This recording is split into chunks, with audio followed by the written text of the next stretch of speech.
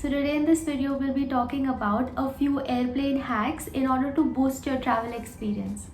When it comes to traveling, a trip can be an amazing escape or it can just be an exercise in frustration.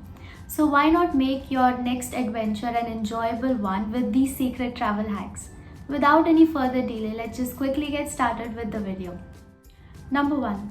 Only 52% of the available bookings appear online. So if a flight actually appears to be full, call up the airlines and talk to their attendants. Number 2. Always clear your cookies or search history, or you can use a different device altogether in order to book a ticket. As soon as you start searching for a flight ticket, you're flagged in having some sort of interest in booking online tickets, and that is the reason your prices keep on going up. Number 3. Tickets tend to be the absolute cheapest at 3 p.m. 6 weeks before your flight. Number 4.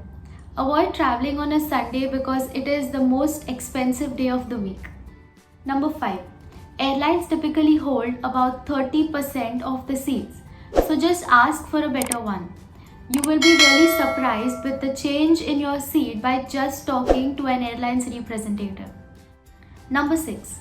If you're more likely to get motion sickness, then simply choose a seat which is over the wing. This way you will feel less of turbulence. Number 7. If you have the choice to choose a security line, always go towards the left line. People have the natural tendency to move always towards the right, so you can just say that the left line might be shorter. Number 8. According to air travel experts, Tuesdays and Wednesdays is the least popular day to fly. Number 9. Most airlines don't allow you to bring 2 carry-on bags on board, but pillows don't count. So just stuff your extra items inside the pillowcase on board.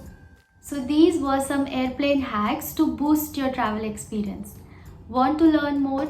You can get assistance from Edapt. We would be pleased to help you. Download the app now.